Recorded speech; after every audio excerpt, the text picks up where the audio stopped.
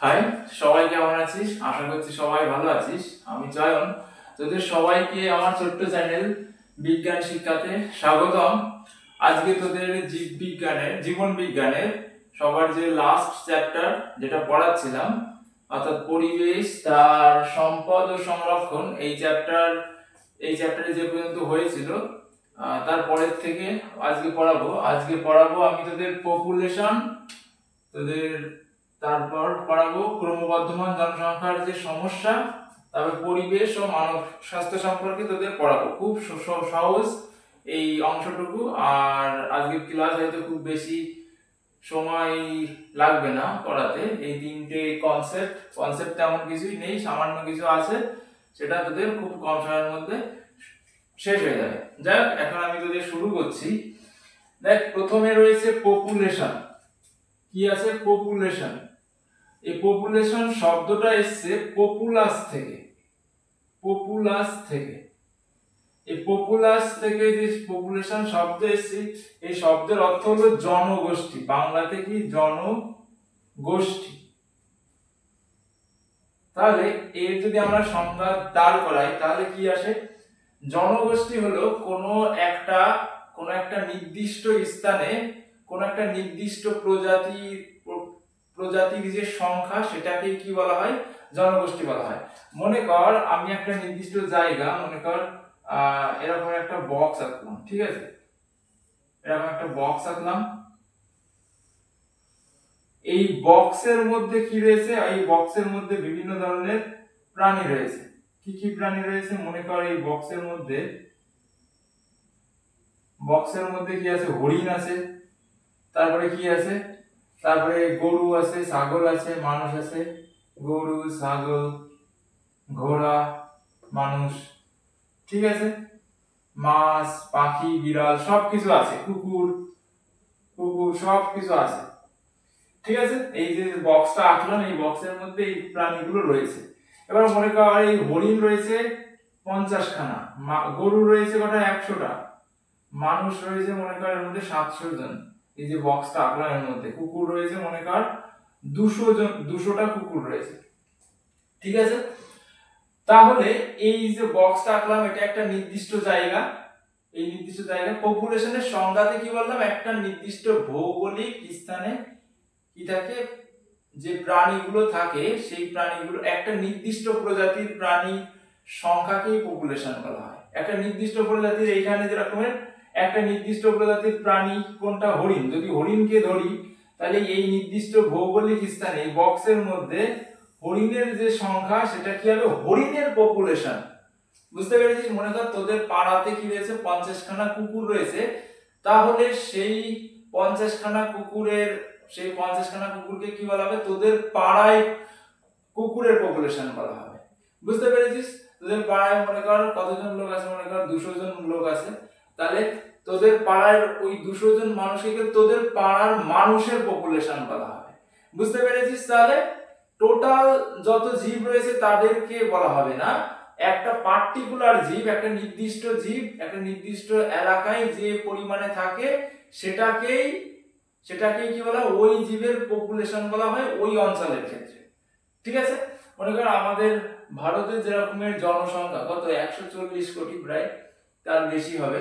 তাহলে এই যে 140 কোটি জনসংখ্যা, এটা কি আমাদের ভারতের পপুলেশন, মানুষের পপুলেশন। যদি সেরকম ভাবে কুকুর থাকে, যদি ধর মনে কর 50 কোটি কুকুর রয়েছে, ঠিক আছে? তাহলে এইগুলো এই 50 কোটি হলো কুকুরের পপুলেশন। ঠিক সেরকমই যেরকম এই যে এখানে যে বক্সটা আঁকলাম, এই বক্সের মধ্যে অনেক রকমের প্রাণী রয়েছে, সবার আলাদা আলাদা করে নাম্বার রয়েছে। তার মধ্যে এই সংখ্যাগুলো দ্বারা কি বোঝানো হচ্ছে? এই সংখ্যাগুলো দ্বারা ওই প্রাণী বা ওই প্রজাতির পপুলেশন বলা হচ্ছে। বুঝতে পারি? খুব সোজা জিনিস, কিচ্ছু নেই এর মধ্যে। তাহলে পপুলেশন শব্দটা এসে কোথা থেকে? পপুলাস থেকে। আর যার অর্থ হলো জনগোষ্ঠী। এর সংজ্ঞা কি? প্রথমে সংজ্ঞা দিতে হবে নির্দিষ্ট ভৌগোলিক স্থান। এটা মনে রাখবি, কি মনে রাখতে হবে? ভৌগোলিক স্থান নির্দিষ্ট হবে। নির্দিষ্ট ভৌগোলিক স্থানে কোন নির্দিষ্ট প্রজাতির, ঠিক আছে? যে কোনো প্রজাতি হতে হবে, কিন্তু নির্দিষ্ট প্রজাতির এই দুটো জিনিস তোদের মাথায় রাখতে হবে পপুলেশনের ক্ষেত্রে, ভৌগোলিক স্থান আর নির্দিষ্ট প্রজাতির যে সংখ্যা। আর 3 নম্বরটা কি? সংখ্যা। এই সংখ্যাকে কি বলা হয়? ওই স্থানের পপুলেশন বলা হয়। খুব সোজা, আশা করছি বুঝতে পেরেছিস। এরপরে এই পপুলেশন জানার পরে আমাদের আরো কটা জিনিস জানতে হবে, সেটা হলো জন্মহার।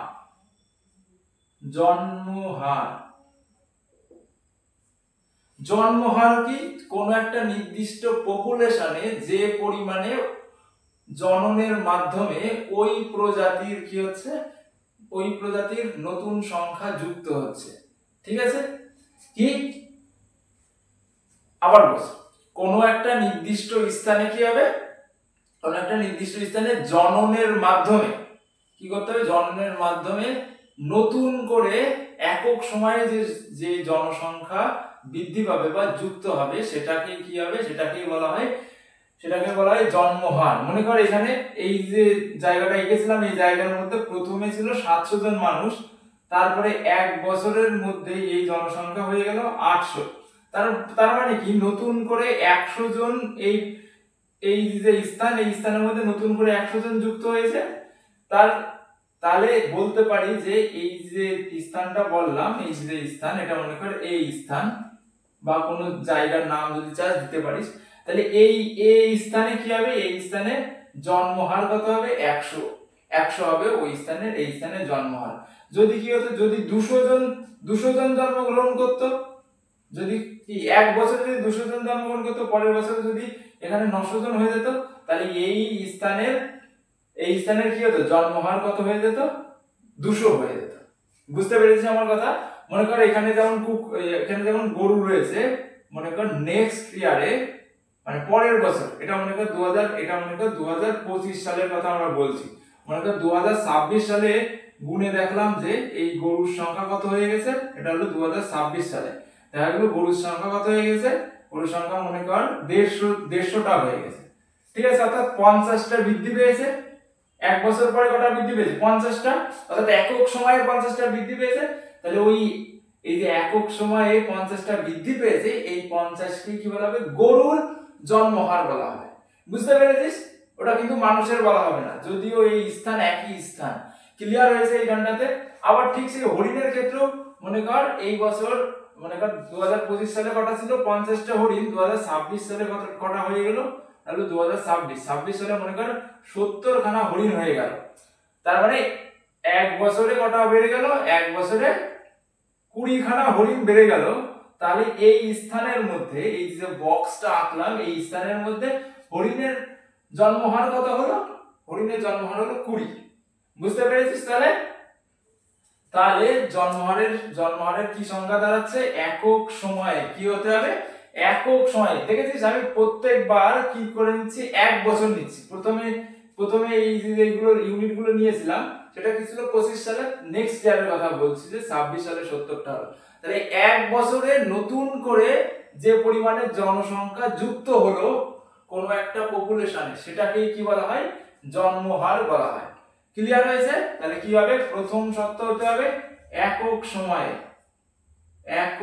সময়ে কোন একটা পপুলেশনে যে পরিমাণ জনসংখ্যা যুক্ত হবে নতুন করে, সেটাকে কি বলে? জননের মাধ্যমে। ঠিক আছে? কিসের মাধ্যমে?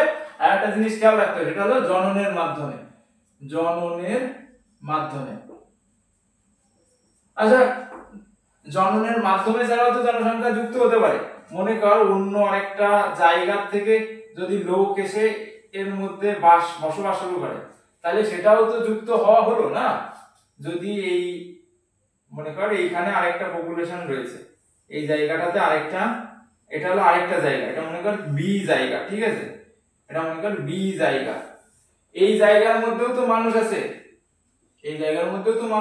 এর মধ্যে মনে কর 200 জন মানুষ আছে। তাহলে এখান থেকে যদি 50 জন মানুষ এখানে চলে গেল, তাহলে সেটা কি জন্মহার হবে?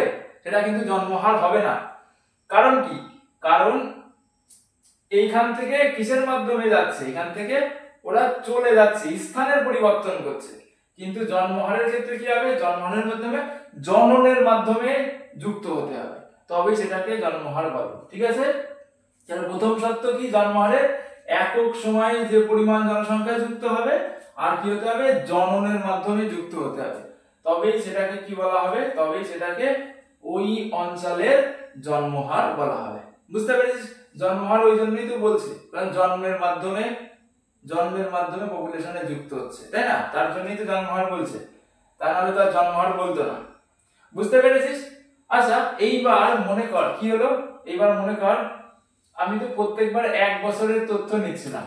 যদি এইখানটাতে মানুষের জনসংখ্যা কি হতো, 2030 সালে যদি বলতো কত, 2030 সালে যদি মনে কর কত হয়ে গেল, 1500 জন হয়ে গেল। কতজন হয়ে গেল? 1500 জন হয়ে গেল। তাহলে এইখানটাতে যে তথ্যটা দেওয়া ছিল এটা ছিল 2025 সালের তথ্য, আর এটা 2030 সালে কত হয়ে গেল, 1500 জন হয়ে গেল। অর্থাৎ 2025 সালে কতজন ছিল, 700 জন ছিল। 2025 সালে ছিল কতজন, 700 জন। 2025 সালে ছিল 700 জন। আর 2030 সালে কতজন হয়ে গেল, 1500 জন হয়ে গেল। অর্থাৎ কতটা বৃদ্ধি পেল, 800টা বৃদ্ধি পেল, 800 জন বৃদ্ধি পেল। তো কত বছরে 800 জন বৃদ্ধি পেল, 5 বছরে, 5 বছরে কটা বৃদ্ধি পেল, বছরে 800 জন বৃদ্ধি পেল, তাই তো?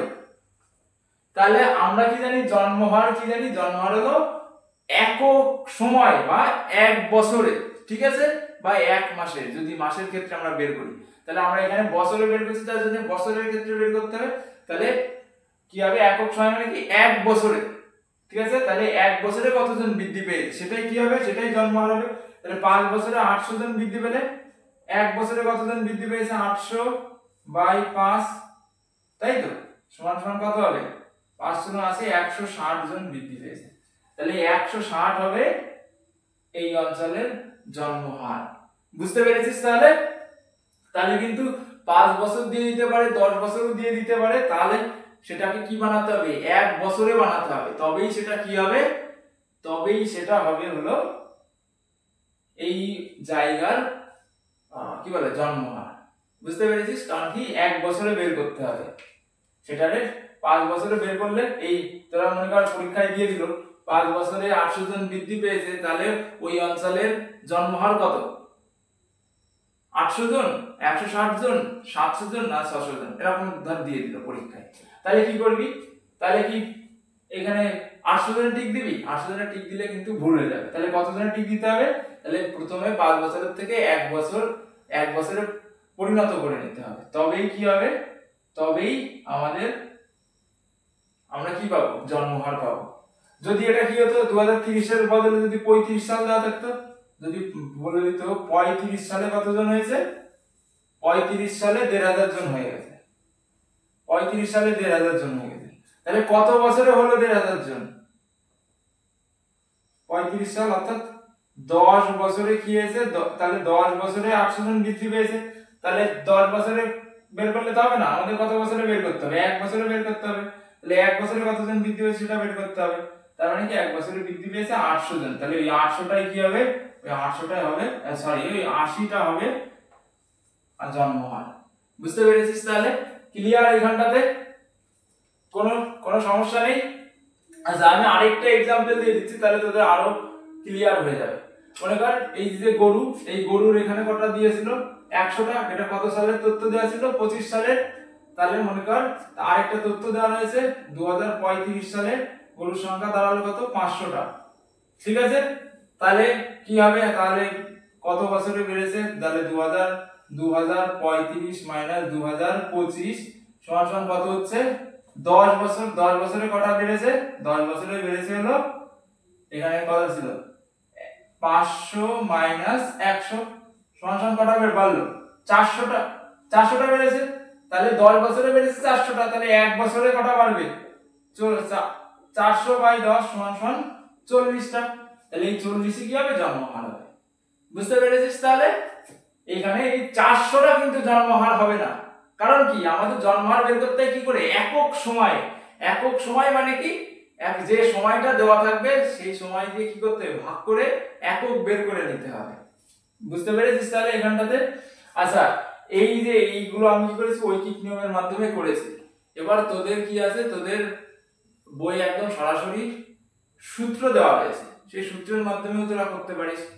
ঠিক আছে, তাহলে সূত্রের মাধ্যমে কিভাবে করবি, সূত্রের মাধ্যমে মনে কর দিয়ে দিল যে সূত্রের মাধ্যমে কি আছে, তোদের বইয়ে দেওয়া আছে এন ডি বাই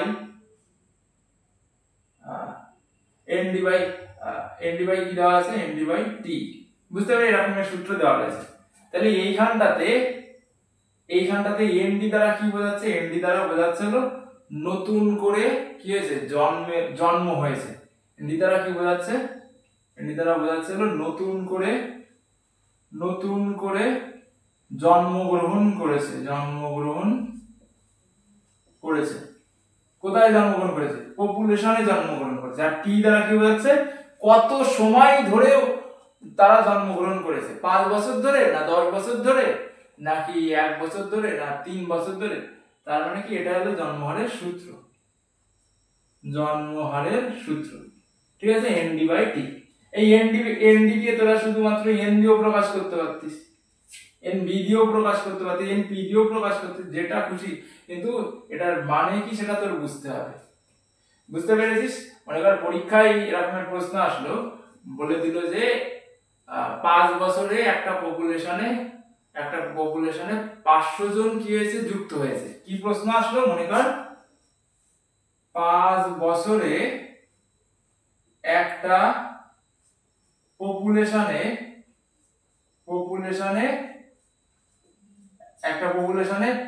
500 জন জন্মগ্রহণ করেছে, 500 জন জন্মগ্রহণ করেছে। তাহলে জন্মহার বের করো। তাহলে কি এই 500টা কি, এই 500টাই তো এনপি বা এনডি, নতুন করে জন্মগ্রহণ করেছে। কত বছরে, কত সময় ধরে জন্মগ্রহণ করেছে, 5 বছর সময় ধরে। তাহলে 500 বাই 5, তার মানে কত, 100। তাই 100টাই হবে জন্মহার। বুঝতে পেরেছিস? তাহলে প্রশ্ন কিন্তু দুই ভাবে আসতে পারে। একটা কি করে আসতে পারে, একটা বলে দিতে পারে সরাসরি, বলে দিতে পারে 1 বছরে কোনো একটা না 5 বছরে কোনো একটা পপুলেশনে নতুন করে 500 জন জন্মগ্রহণ করেছে, তাহলে জন্মহার বের করো। তাহলে কি করতে হবে, নতুন করে পপুলেশনে যে কজন যুক্ত হয়েছে তাদেরকে কি করতে হবে, যে সময় ধরে জন্মগ্রহণ করেছে তাইকে ভাগ করতে হবে। দেখ ভালো করে বোঝ, আমি আবার বলে দিচ্ছি, দেখ ভালো করে বোঝ।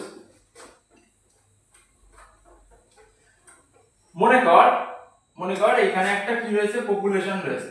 ঠিক আছে, এখানে একটা পপুলেশন রয়েছে। এবার বলে দিচ্ছে যে এই পপুলেশনের মধ্যে 5 বছরে কতজন যুক্ত হয়েছে, 500 জন যুক্ত হয়েছে। কতজন, 500 জন যুক্ত হয়েছে। কি করে যুক্ত হয়েছে, জন্মগ্রহণ করে। কি করে, জন্মগ্রহণ করে, অন্য কোথাও জায়গা থেকে আসেনি, গ্রহণ করে যুক্ত হয়েছে। বুঝতে পেরেছিস? তাহলে এই পপুলেশনটা, এই যে বৃত্তের মধ্যে যেটা আঁকলাম, এই পপুলেশনের কি আঁকো, এই পপুলেশনের জন্মহার বের করো।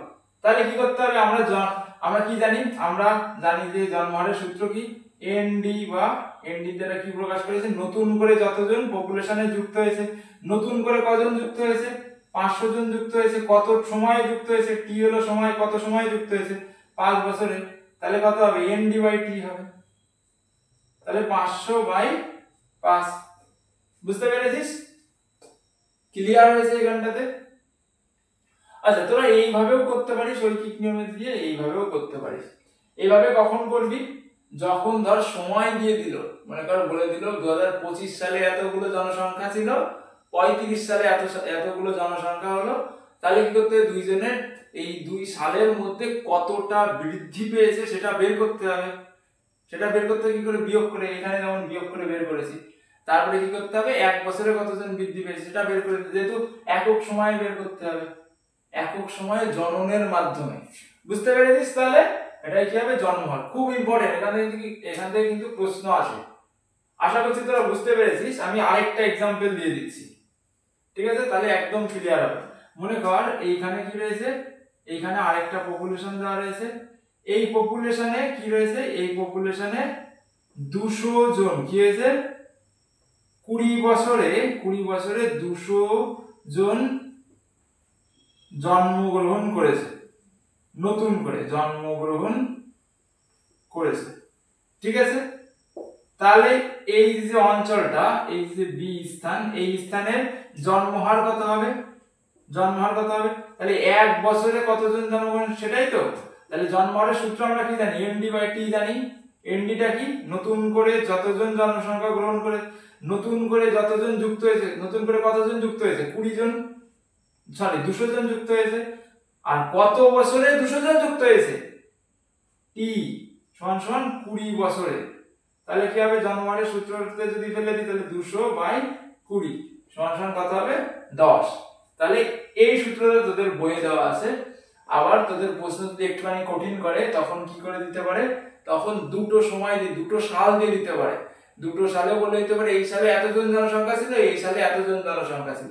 তাহলে কি করতে হবে? ওদের বিয়োগ করে তোদের ডিফারেন্স বের করে কত বৃদ্ধি পেয়ে সেটা বের করতে হবে। বুঝতে পেরেছিস? তারপরে এক বছরে কটা বৃদ্ধি পেল সেটা তোদের লিখতে হবে। ক্লিয়ার হয়েছে? তাহলে পপুলেশন, প্রথমে পপুলেশন, তারপরে কি হলো? জন্মহার। তাহলে আমি আশা করছি এটা ক্লিয়ার হয়েছে তোদের। এরপরে আমি মৃত্যু হারে চলে যাচ্ছি। ঠিক আছে, মৃত্যু হার কি? একদম জন্মহারের উল্টো। মৃত্যু হার কি? জন্মহারের উল্টো। মৃত্যু হার কি? একক সময়ে যতজন কি হয়েছে? মারা গেছে। কি মৃত্যু হার কি? একক সময়ে যতজন মারা গেছে। একক সময় মানে কি? এক বছর হতে পারে, এক মাসে হতে পারে। এবার কোন ইউনিটের উপর তোরা কাজ করছিস সেটা নির্ভর করবে। কোন ইউনিট, তোরা যদি বছর নিয়ে কাজ করিস তখন তোদের বছর দিয়ে বের করতে হবে, যদি মাসে কাজ করিস তাহলে মাস দিয়ে বের করতে হবে। বুঝতে পেরেছিস? কিন্তু সময়টা কি হবে? একক হবে। বুঝতে পেরেছিস? এক বছর হবে, না হয় কি হবে? এক মাস হবে যদি মাসে বের করিস, একদিন হবে যদি কি করিস? দিনে বের করিস। বুঝতে পেরেছিস? এক সেকেন্ড হবে যদি সেকেন্ডে বের করিস, এক মিনিট হবে যদি এক মিনিটে বের করিস। ঠিক আছে, কিন্তু সবসময় এক হবে। কিন্তু 5 মিনিট কখনো হবে না, অথবা কি হবে না? 10 মিনিট হবে না, অথবা কি হবে না? 10 বছর হবে না। বুঝতে পারলি? তাহলে একক সময় হতে হবে সবসময়। যদি 5 মিনিট দিয়ে দেয় তাহলে সেটারে কি করতে হবে? 1 মিনিটে বের করতে হবে। কি করে বের করতে হবে? 5 দিয়ে ভাগ করে দিলেই বেরিয়ে যাবে। এখানে সূত্র আমরা পেয়েছি। আচ্ছা দেখ, এটুক তো বেসিক ম্যাথ, তোরা জানিস সবাই। ঠিক আছে, তাও যারা জানিস না তাদের জন্য আমি বলে দিলাম। আচ্ছা, এরপরে কি রয়েছে? এরপরে রয়েছে মৃত্যু হার। মৃত্যু হার মানে একক সময়ে যে কজন কি করছে? মারা যাচ্ছে। তাহলে কি করতে হবে? একক সময়, একক সময়, আর কি হচ্ছে? একক সময়ে নির্দিষ্ট প্রজাতির। কি করতে হবে? একক সময়ে যতজন মারা যাচ্ছে। ঠিক আছে, একক সময়ে মারা যাচ্ছে। মনে কর এইখানটাতে একটা পপুলেশন রয়েছে, এই পপুলেশনে কি হলো? এই পপুলেশনে 5 বছরে কি করেছে? 5 বছরে মনে করে 1000 জন মারা গেছে। 1000 জন মারা গেছে। বুঝতে পারলি? 5 বছরে কতজন এই পপুলেশনে তো মারা গেছে? 1000 জন মারা গেছে। তাহলে কি করতে হবে? 1000 কে 5 দিয়ে ভাগ করে দিতে হবে। তাহলে কি বেরিয়ে যাবে? তাহলে মৃত্যু হার বেরিয়ে যাবে, মর্টালিটি বেরিয়ে যাবে। বুঝতে পেরেছিস? তাহলে এই 5 দিয়ে যদি 1000 এ ভাগ দিয়ে দিই তাহলে সেটা কি হবে? সেটা এক বছরে কতজন মারা গেছে সেটা বেরিয়ে যাবে। তাহলে দেখ 1000/5 কত হয়? 200। তাহলে এই পপুলেশনের মৃত্যু হার কত হবে? 200 জন হবে। বুঝতে পেরেছিস? তাহলে মৃত্যু হারের সূত্র কি? এই জন্মহারের মতোই। বই দেখবি যে md/t দেওয়া আছে। মৃত্যু হার সমান সমান কি দেওয়া আছে? md/t। md মানে কি? md হলো মর্টালিটি, বা কতজন মারা গেছে, কতজন নতুন করে মারা গেছে। ঠিক আছে, নতুন করে মারা গেছে। আর টিটা কি? টিটা হলো সময়, কত সময়ে মারা গেছে, কত সময়ে মারা গেছে। বুঝতে পেরেছিস? তাহলে এইখানটাতে দেখ কতজন মারা গেছে, কতজন মারা গেছে? 1000 জন মারা গেছে। তাহলে 1000 কত সময় মারা গেছে? 5 বছরে। তাহলে 1000/5 সমান 200 হবে মৃত্যু হার। ক্লিয়ার হয়েছে? আর আরেকটা एग्जांपल দিই। মনে কর এখানে আরেকটা পপুলেশন রয়েছে, এই পপুলেশনের থেকে মনে কর 200 জন মারা গেছে। কত বছরে মারা গেছে? কত বছরে, মনে কর 2 বছরে মারা গেছে। বুঝতে পেরেছিস? তাহলে আমরা এই মৃত্যু হারের সূত্র কি জানি, md/t। md হলো কতজন মারা গেছে, কতজন মারা গেছে, md সমান কত, 200 জন মারা গেছে। কত বছরে মারা গেছে, কত সময়ে মারা গেছে, 2 বছরে মারা গেছে। তাহলে কি করতে হবে, md/t, তাহলে 200/t সমান কত হবে, 100 হবে। t মানে কত, t মানে হলো 2, তাহলে 100 হবে। তাহলে এই জায়গার এই পপুলেশনের কি বলে, এই পপুলেশনের মৃত্যু হার কত হবে, 100 হবে। বুঝতে পেরেছিস? আচ্ছা, প্রশ্ন এবার জন্মহারের মতো আবার ঘুরিয়ে দিতে পারে। কিভাবে ঘুরিয়ে দিতে পারে, মনে কর বলে দিতে পারে যে এই যে পপুলেশন রয়েছে, এই পপুলেশনের জনসংখ্যা 2025 সালে কত হলো, 2025 সালে ছিল 500 জন, আর 2035 সালে গিয়ে হলো কতজন, 300 জন। বুঝতে পেরেছিস? কত ছিল, 500 জন ছিল, আর 35 সালে গিয়ে কত হলো, 300 জন হলো। আচ্ছা, এই 300 জন কিন্তু অন্য জায়গায় চলে যাওয়ার ফলে হয়নি, 300 জন মারা গিয়ে হয়েছে। ঠিক আছে, মারা গিয়ে হতে হবে। দেখ, দুখানা লজিক রয়েছে, একটা হলো দুখানা শর্ত রয়েছে, একটা হলো একক সময় হতে হবে, আর একটা হলো মারা যেতে হবে, অন্য জায়গায় চলে গেলে হবে না।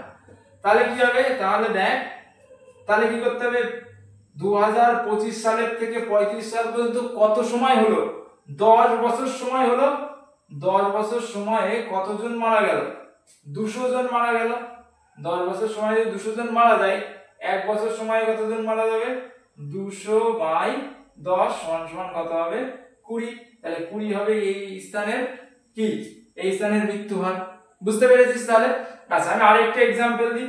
মনে কর এইখানটাতে 2020 সালে ছিল 100 জন জনসংখ্যা এই পপুলেশনের মধ্যে, আর 25 সালে গিয়ে হলো কত, 25 সালে গিয়ে হলো 75, সরি 25 সালে গিয়ে জনসংখ্যা কত হলো, 75 জন হলো। তাহলে 5 বছরে কতজন মারা গেছে, 5 বছরে মারা গেছে কত, 25 জন। তাহলে 1 বছরে কতজন মারা গেছে, 25/5 সমান কত, 5। তাহলে এই অঞ্চলের মৃত্যু হার কত, 5। এটাই তোদের বলে দেওয়া হয়েছে। ঠিক আছে, তোরা সূত্রের মাধ্যমেও করতে পারিস, আবার এইভাবেও করতে পারিস, তোদের প্রশ্ন যেভাবে আসবে সেইভাবে উত্তর করার চেষ্টা করবি। ক্লিয়ার হয়েছে? অনেক সময় সরাসরি তোদের সূত্র দিয়ে দেয়, পরীক্ষায় বলে দেয় যে সূত্রটা লেখো, জন্মহারের সূত্র লেখো। তাহলে জন্মহারের সূত্রে কি লিখতে হবে, প্রথমে কি করতে পারিস, লিখবি যে নতুন করে যতজন জন্মের কি হয়েছে, নতুন করে যুক্ত হয়েছে একটা পপুলেশনে, যে পরিমাণ জনসংখ্যা যুক্ত হয়েছে কিসের মাধ্যমে, জন্মগ্রহণ করার মাধ্যমে, আর তাকে কি করতে, ডিভাইডেড বাই যত সময়ে যুক্ত হয়েছে। তাহলে কি হয়ে যাবে জন্মহার। আর মৃত্যুহারের ক্ষেত্রে যতজন মারা গেছে ডিভাইড বাই কত সময় মারা গেছে। বুঝতে পেরেছিস? এদেরকে কি দিয়ে প্রকাশ করা হয়, মর্টালিটির ক্ষেত্রে এমডি দিয়ে প্রকাশ করা হয়, মর্টালিটি যতজন মারা গেছে, আর কি, আর জন্মের ক্ষেত্রে এমডি দিয়ে তৈরি করা বলা হয়। বুঝতে পেরেছিস? তাহলে এখানে সবার ক্লিয়ার, আমি আশা করছি সবাই এখানে বুঝতে পেরেছিস। এরপরে কি আছে, এরপরে আছে হলো আমাদের জনসংখ্যা কেন বৃদ্ধি পায়। তাহলে তোরা নিজেরা একটা দেখ, যদি এই মৃত্যু হারের তুলনায় জন্মহার বেশি হয়, তার মানে কি, তাহলে সেই অঞ্চলে জনসংখ্যা বেড়ে যাবে, তাই না? একদম ইজি কথা, এটা তো বোঝানোর কিছুই নেই। কোন জায়গার জনসংখ্যা যদি কি হয়, মরে যাওয়ার থেকে, একক সময় যদি মরে যাওয়ার থেকে যদি জনসংখ্যা বেশি পরিমাণে জন্মগ্রহণ করে, তার মানে কি, ওই অঞ্চলে কি হচ্ছে, জনসংখ্যা বেড়ে যাবে ওভার টাইম, তাই না? মনে কর মারা যাচ্ছে 10 জন আর জন্মগ্রহণ করছে 100 জন, তাহলে কি আলটিমেটলি 90 জন নতুন করে ওই পপুলেশনে যুক্ত হচ্ছে। বুঝতে পারলি? তাহলে কি জনসংখ্যা বেড়ে যাবে। আচ্ছা, এই জনসংখ্যা বেড়ে যাওয়ার কি আছে, জনসংখ্যা বেড়ে যাওয়ার কিছু কারণ রয়েছে। বুঝতে পেরেছিস কি রয়েছে, জনসংখ্যা বেড়ে যাচ্ছে এর কিছু কারণ রয়েছে। কি কারণ রয়েছে, জনসংখ্যা বেড়ে যাওয়ার কারণ কি, কারণ হলো এখন আমাদের 1 নম্বর কারণ হলো চিকিৎসা বিজ্ঞানে উন্নতি। এটা হলো একটা কারণ। চিকিৎসা বিজ্ঞানের উন্নতির ফলে কি হচ্ছে, মানুষের মানুষের রোগ প্রতিরোধ ক্ষমতা বেড়ে যাচ্ছে। একটা সময় ছিল কলেরার কথা তোরা শুনেছিস। কলেরা হলে কি হতো, একটা সময় গ্রামের পর গ্রাম উজাড় হয়ে যেত, বুঝতে পেরেছিস, যক্ষাতে লোক মারা যেত। এখন এইসব রোগে মানুষ কি করে, ঘুনায় ধরে না, ঠিক আছে। তারপরে একটা সময় কি হতো, একটা সময় মানে যখন বাচ্চা প্রসব করতে যেত মা, তখন অনেক মাই মারা যেত, ঠিক আছে। তারপরে শিশুও মারা যেত। তাই এই মৃত্যু হার গুলো কমে এসছে, তার ফলেও জনসংখ্যা বেড়ে যাচ্ছে, বুঝতে পেরেছিস। তাহলে চিকিৎসা বিজ্ঞানের উন্নতির কারণে জনসংখ্যা বেড়ে যাচ্ছে। তারপরে রোগ প্রতিরোধ ক্ষমতা বেড়ে গেছে মানুষের, ভালো খাবার দাবার খাচ্ছে। তারপরে রোগ প্রতিরোধ ক্ষমতা কি হয়েছে, বেড়ে গেছে, ঠিক আছে। চিকিৎসা বিজ্ঞানের উন্নতির ফলে ক্যান্সারে অনেকটা নিরাময় সম্ভব হয়েছে, ঠিক আছে, যার ফলে মানুষ অকালে মৃত্যুবরণ করছে না। এটা ভালো দিক, কিন্তু জনসংখ্যা এর কারণে বেড়ে যাচ্ছে। তারপরে রোগ প্রতিরোধ ক্ষমতা বেড়ে গেছে মানুষের। তাহলে এইগুলো একটুখানি দেখবি, বাড়িতে বই খুলে দেখবি, তাহলে বুঝতে পারবি। বুঝতে পেরেছিস? আমি আশা করছি তোরা বুঝতে পেরেছিস। তাহলে আমি এখানটাতে পুরোটা মুছে দিচ্ছি, ঠিক আছে। এখানে আর তেমন কিছু বোঝার নেই।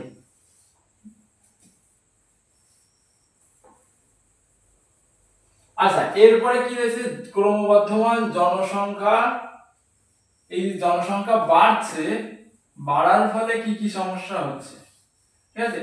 তোদের পরীক্ষার জন্য কিন্তু ইম্পর্টেন্ট আসতে পারে। পরীক্ষায় দেখা গেল তোদের যে বড় প্রশ্ন রয়েছে, সেই বড় প্রশ্নতে একদম সরাসরি বলে দিল যে এই ক্রমবর্ধমান জনসংখ্যার সমস্যাগুলি আলোচনা করো, ঠিক আছে। তাহলে তোদের অ্যাটলিস্ট 4খানা কি লিখতে হবে, 4খানা পয়েন্ট লিখতে হবে। ক্রমবর্ধমান জনসংখ্যার সমস্যার কটা পয়েন্ট, অ্যাটলিস্ট 4টে পয়েন্ট লিখতে হবে, ঠিক আছে। তাহলে প্রথম যে সমস্যাটা, সেই সমস্যাটা কি, আমাদের যে প্রাকৃতিক সম্পদ রয়েছে, সম্পদ যেটা রয়েছে, সম্পদের কি হয়েছে, সম্পদের ব্যবহার অতিরিক্ত পরিমাণে হচ্ছে, ঠিক আছে। অতি ব্যবহার, প্রাকৃতিক সম্পদের অতি ব্যবহারের ফলে কি সমস্যা দেখা দিচ্ছে, প্রাকৃতিক সম্পদ যেরকমের ধর তেল, গ্যাস, এইগুলো একটা সময় কি হয়ে যাবে। তারপরে কাঠও কিন্তু প্রাকৃতিক সম্পদ, তাই না। তেল, এরকম পেট্রোল, ডিজেল, তারপরে গ্যাস, এইগুলোর কি হচ্ছে, ব্যবহার বেড়ে যাচ্ছে। আর এইগুলোর ব্যবহার বেড়ে যাওয়ার ফলে কি সমস্যা দেখা দিচ্ছে, এই ব্যবহার বেড়ে যাওয়ার ফলে এই যে সম্পদ রয়েছে, এই সম্পদ আস্তে আস্তে করে কমে যাচ্ছে। তাহলে এটা একটা পয়েন্ট তোদের লিখতে হবে পরীক্ষার সময় কিন্তু এরকমের প্রশ্ন দিয়ে দিবে, ক্রমবর্ধমান জনসংখ্যার ফলে কি সমস্যা দেখা দিচ্ছে। আচ্ছা, 2 নম্বর পয়েন্ট লিখবি কি, মিষ্টি জলের অভাব দেখা দিচ্ছে, মিষ্টি জলের অভাব, তাই না। অর্থাৎ ভূমধ্যস্থ যেসব জল রয়েছে, তোরা জানিস আমাদের পৃথিবীর কি রয়েছে, পৃথিবীর এই যে ভূগর্ভে জল থাকে, তাই না, যেটা আমরা কল দিয়ে তুলি না। এবার জনসংখ্যা যদি বেড়ে যায়, তাহলে এই ভৌম জল কি হয়ে যাবে, কমে যাবে, ভৌম জল স্তর কি হয়ে যাবে, নিচে নেমে যাবে, ভৌম জল আর থাকবে না। তাহলে এই জলই তো আমরা পান করি, এই জলের পরিমাণ কমে যাবে, বুঝতে পেরেছিস। তাহলে মিষ্টি জলের অভাব দেখা দিবে। আর আমাদের পৃথিবীর কি বেশিরভাগ জল হওয়া সত্ত্বেও জলের কি রয়েছে, মিষ্টি জলের অভাব রয়েছে। বেশিরভাগ জলই কি সমুদ্রের জল, আর সমুদ্রের জল তো খাওয়া যায় না, জানিস তোরা। সমুদ্রের জলে কি প্রচুর পরিমাণে লবণ থাকে, ক্লিয়ার হয়েছে। তাহলে এই আরেকটা সমস্যা দেখা দিচ্ছে। তাহলে প্রাকৃতিক সম্পদের অতি ব্যবহার হচ্ছে, মিষ্টি জলের অভাব দেখা দিচ্ছে। তারপরে কি, কৃষি জমি হ্রাস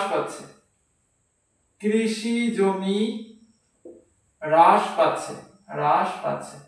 তাহলে এইভাবে করে তোদের লিখতে হবে পরীক্ষায়, লিখে নিচে দাগ দিবি, দাগ দিয়ে এইখান দিয়ে একটুখানি লিখবি, বুঝতে পেরেছিস। তাহলে কৃষি জমি হ্রাস পাচ্ছে কেমন করে, বেশি পরিমাণ জনসংখ্যার জন্য বেশি পরিমাণে বসত বাড়ি লাগছে, আর বসত বাড়ি বসত বাড়ি করার জন্য যে কৃষকের যে জমি ছিল সেই জমিগুলো কি হয়ে যাচ্ছে, কৃষকের জমিগুলোর উপর দিয়ে বসত বাড়ি তৈরি হয়ে যাচ্ছে। ঠিক আছে, একটা সময় মনে কর এখানটাতে কৃষক চাষ করতো, এই জমিটা কি হয়ে যাচ্ছে, এই জমিটা মানুষ কি করছে, ঘর বাড়ি বানাতে কাজে লাগিয়ে দিচ্ছে এখন। তাহলে কৃষকের এই জমির পরিমাণ কমে যাচ্ছে, কৃষকের জমির পরিমাণ যদি কমে যায় তাহলে কি হয়ে যাবে, খাবারের সমস্যা দেখা দিবে, তাই না, খাদ্য সংকট দেখা দিবে। কারণ কি, জমি যদি না থাকে তাহলে খাবার উৎপন্ন করবে কি করে, তাই না। তাহলে কৃষি জমি হ্রাস পাচ্ছে, তারপরে খাদ্য সংকট দেখা দিতে পারে, এটার ফলে কৃষি জমি যেহেতু হ্রাস পাচ্ছে। এইবার এই খাদ্য সংকটের সঙ্গে তাল মেলানোর জন্য কি করছে মানুষ উচ্চ ফলনশীল ধান, উচ্চ ফলনশীল গম লাগানোর চেষ্টা করছে এবং বিভিন্ন ধরনের কেমিক্যাল ব্যবহার করছে। কি করছে, বিভিন্ন ধরনের কেমিক্যাল ব্যবহার করছে। এই মনে কর ক্ষেত, এই ক্ষেতের মধ্যে বিভিন্ন ধরনের কেমিক্যাল ব্যবহার করছে। যেরকম এর আগের ক্লাসে পড়িয়েছি তোদেরকে, যেরকম ডিডিটি, তারপরে DDT 2,4-D, DDT 2,4-D, simazine, এন্ডিন, এইগুলো কি,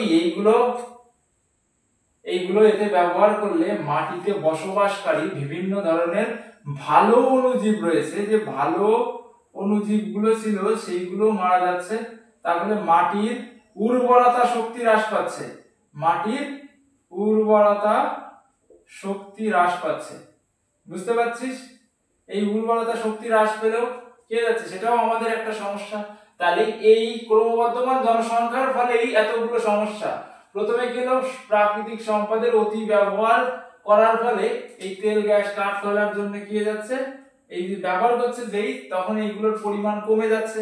এগুলোর পরিমাণ যখন কমে যাবে তখন কি আমাদের পরবর্তী প্রজন্ম আর ব্যবহার করতে পারবে না, মিষ্টি জলের অভাব দেখা দিবে একটা সময়, তাই না। তারপরে কৃষি জমি হ্রাস পাচ্ছে। কৃষি জমি কেন হ্রাস পাচ্ছে, মানুষ বসত বাড়ি বেশি পরিমাণে নির্মাণ করার জন্য জমি লাগছে, সেই জমিটা কৃষকের জমির উপরে মানুষ বসত বাড়ি নির্মাণ করছে, তাহলে আগে যে জমি ছিল সেই জমির পরিমাণ কমে যাচ্ছে।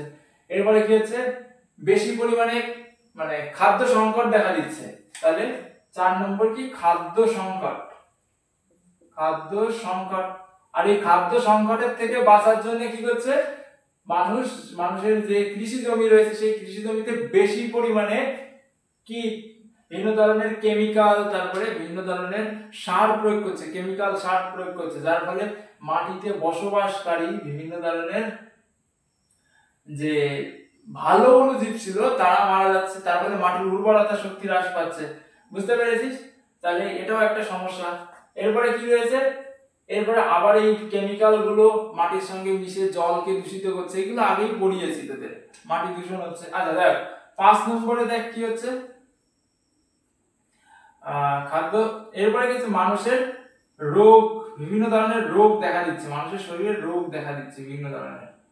ঠিক আছে, কি কি রোগ, যে রকমের বায়ু দূষণ ঘটছে, বায়ু দূষণের ফলে আমাদের যে ফুসফুস রয়েছে সেই ফুসফুসে কি হচ্ছে, বিভিন্ন ধরনের রোগের দেখা দিচ্ছে। ঠিক আছে, ফুসফুসের রকমের দেখতে হয়, তোরা দেখেছিস আশা করছি। তাহলে এই ফুসফুসে কি দেখা দিচ্ছে, বিভিন্ন ধরনের রোগ দেখা দিচ্ছে, যে রকমের ব্রঙ্কাইটিস দেখা দিচ্ছে, তারপরে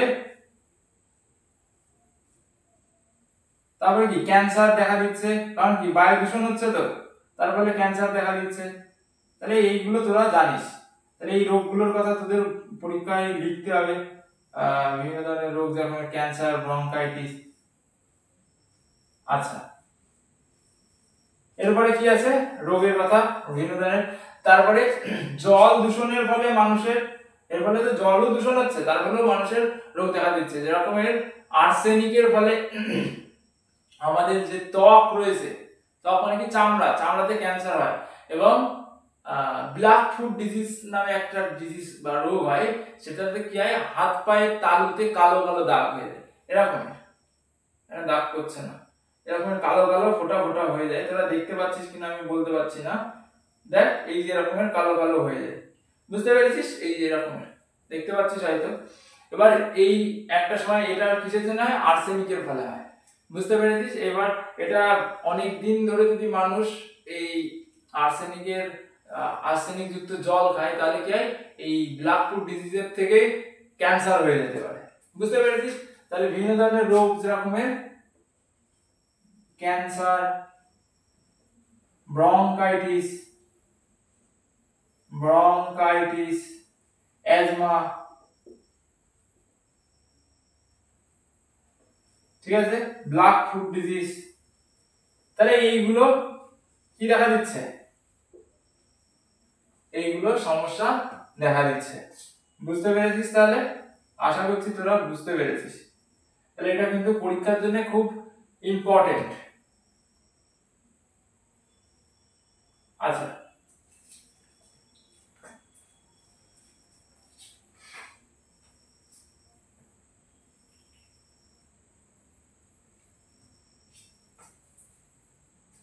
আচ্ছা এরপরে কি হয়েছে, এরপরে দেখ 6 নম্বর প্রশ্ন দেখ, 6 নম্বরে কি হচ্ছে, আমাদের আমাদের প্রকৃতিতে প্রকৃতিতে কি আছে, প্রকৃতিতে যে জলাশয়গুলো রয়েছে, কি আছে, জলাশয় মানে কি, দেখেছিস যে পুকুর রয়েছে, মানে যে কোনো ওয়াটার বডি, পুকুর হতে পারে, বিল হতে পারে,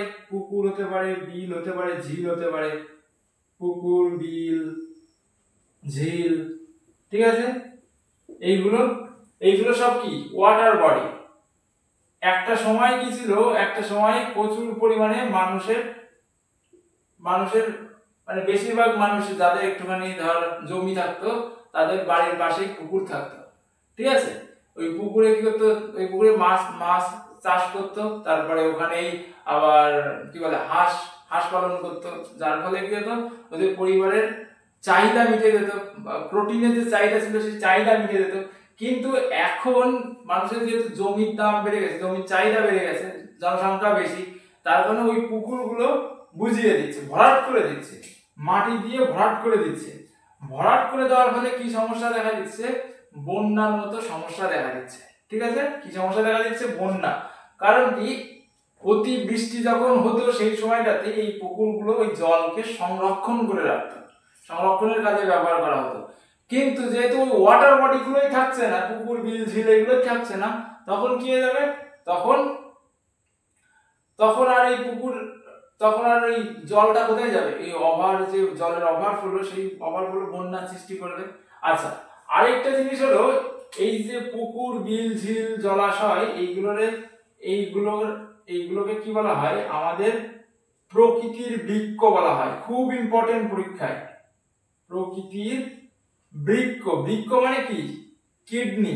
তোরা জানিস এরকমের বিন শেপের রয়েছে আমাদের পেটে, এরকমের দেখতে, তাই না? তোরা সবাই পড়েছিস তো এইগুলো, পড়েছিস না বল? আচ্ছা, তাহলে এই যে বৃক্ষ, আমাদের এই বৃক্ষের কাজ কি, বৃক্ষের কাজ হলো আমাদের শরীরের থেকে কি করে, বিভিন্ন ধরনের যে বর্জ্য পদার্থগুলো রয়েছে সেই বর্জ্য পদার্থগুলো এই যে দুটো জিনিস আঁকছি এটার মাধ্যমে নিয়ে আসে, বুঝতে পেরেছিস। শিরার মাধ্যমে আর ধমনীর মাধ্যমে নিয়ে এসে এই বৃক্কের মাধ্যমে কি করে, শাকন প্রক্রিয়ায় কি করে, আমাদের রক্তকে পরিশুদ্ধ করে। যদি আমাদের কি হয়, যদি আমাদের এই বৃক্ক নষ্ট হয়ে যায় তাহলে কি করতে হয়, ডায়ালাইসিস করতে হয়। তোরা জানিস এইগুলো, ডায়ালাইসিস করে কি করে, ডায়ালাইসিস করে আমাদের রক্তের মধ্যে যেসব খারাপ বর্জ্য পদার্থ, যেরকম ধর ইউরিয়া, ইউরিক অ্যাসিড, ক্রিয়েটিনিন, এইগুলো আমাদের শরীরের জন্য খুব ক্ষতিকর। এইগুলো কি করে, এইগুলো ডায়ালাইসিসের মাধ্যমে বের করতে হয়, তা নাহলে রোগী কি হয়ে যাবে, মারা যাবে। রক্তের সঙ্গে কি মিশে যাবে, ইউরিয়া, ক্রিয়েটিনিন, এইগুলো মিশে গিয়ে কি হবে, রোগী মারা যাবে। কিন্তু যাদের কিডনি ভালো, মানে স্বাভাবিক যে মানুষগুলো, সেই মানুষগুলোর এই সমস্যাগুলো হয় না, কারণ বৃক্ক প্রতিনিয়ত কি করছে, প্রতিনিয়ত আমাদের সারা শরীরের রক্তকে কি করছে, পরিশুদ্ধ করছে, করে আবার আমাদের হৃৎপিণ্ডে পাঠিয়ে দিচ্ছে, যার ফলে আমাদের কোনো সমস্যা দেখা দিচ্ছে না শরীরে। এই কাজটা প্রকৃতিতেও হয়, বুঝতে পারি। প্রকৃতিতে যেসব জল রয়েছে, যেসব খারাপ জল রয়েছে, মানে আমরা যেসব ডাস্টবিন, ড্রেনের জল, এইসব জলগুলো ফেলাই দিই, সেগুলো গিয়ে ফেলে দিই, সেইগুলো কি হয়, সেইগুলো মিশে গিয়ে তো এই জলাশয়ে গিয়ে পড়ে। এবার জলাশয়ের মধ্যে বিভিন্ন ধরনের অণুজীব রয়েছে, ঠিক আছে, এই জলাশয়ের মধ্যে বিভিন্ন অণুজীব রয়েছে, সেই অণুজীবগুলো কি করে, অণুজীবগুলো কি করে, এই জলের মধ্যে সব খারাপ পদার্থগুলো রয়েছে সেইগুলোকে বিয়োজিত করে, ঠিক আছে, বিয়োজিত করে মাটির সঙ্গে মিশিয়ে দেয় আর কি করে জলকে পরিশুদ্ধ করে। কিন্তু যদি এই জলাশয় নাই থাকে তাহলে তাহলে কি হবে, তাহলে আমাদের এই যে খারাপ যে ড্রেনের জল, তারপরে যেসব খারাপ জল, দূষিত জল রয়েছে, এটার পরিশুদ্ধই হবে না। আর পরিশুদ্ধ না হলে কি হবে, আমাদের জন্য সেটা জল দূষণে সাহায্য করবে, তাহলে এটা আমাদের জন্য ক্ষতি। যার কারণে এই পুকুর, বিল, ঝিল অর্থাৎ এই জলাশয়কে কি বলা হয়, প্রকৃতির বৃক্ষ বলা হয়, ঠিক আছে। বৃক্ষ কেন বলা হয়, কারণ বৃক্ষ যে রকমের মানুষের কি করছে, বৃক্ষ যে রকমের মানুষের রক্তকে পরিশুদ্ধ করছে, সেরকমের জলাশয় কি করে, জলাশয় প্রকৃতির যেসব জল রয়েছে সেই জলকে পরিশুদ্ধ করতে সাহায্য করে। বুঝতে পেরেছিস? তাহলে আশা করছি তোরা সবাই বুঝেছিস। কলমের কালি শেষ, একটু কালি ভরে নি।